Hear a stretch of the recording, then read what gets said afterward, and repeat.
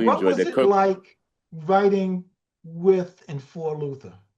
Oh wow. Well, big fun. You know, that's why we bonded in the first place. You know, us and Fonzie and all of us. And listen, my brother. You know, high school kids coming together, Hmm. and we were interested in songwriting. I mean, I'm not going to find that many people like that roaming the streets.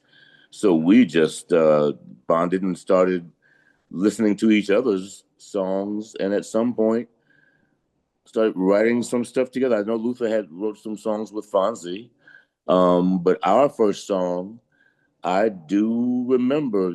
Actually, Sony insisted they were going to put it out. They Hmm. haven't put it out yet, but they insist that one day Luther, our first song What are is they gonna. waiting for? I don't know, I don't know, but yeah. So then the next thing I knew, I moved to Texas. Had a baby, I was still, and he called me up from Texas to do the first album. Of course, you know about that, and then so the second album, because Never Too Much was such a big hit. So we then started trying to follow that up. You know how they do that. You have a big hit, you say, "Oh, what was it about that hit? That hit so good." And so you start trying to do something similar. So we wrote Better Love.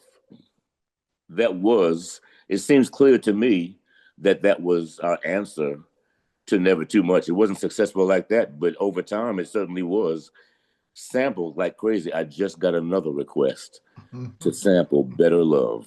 I just Okay. told my new publisher guy, I said, you know what? I don't think you even have to call me. He's a new guy. I said, my other lady, she stopped trying to call. We always say yes. It's okay. Tell them, get the deal done and they can use it.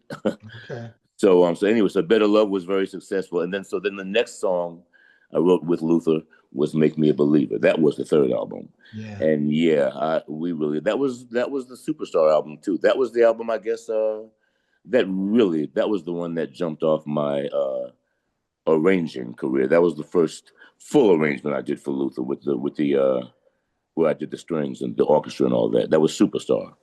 So yeah, that album was a big one for us. But Forever for Always is my favorite memory, that album, because that was the first one that we went in to the studio knowing that we had to follow this big hit album. Who knew that Never Too Much was going to be like that?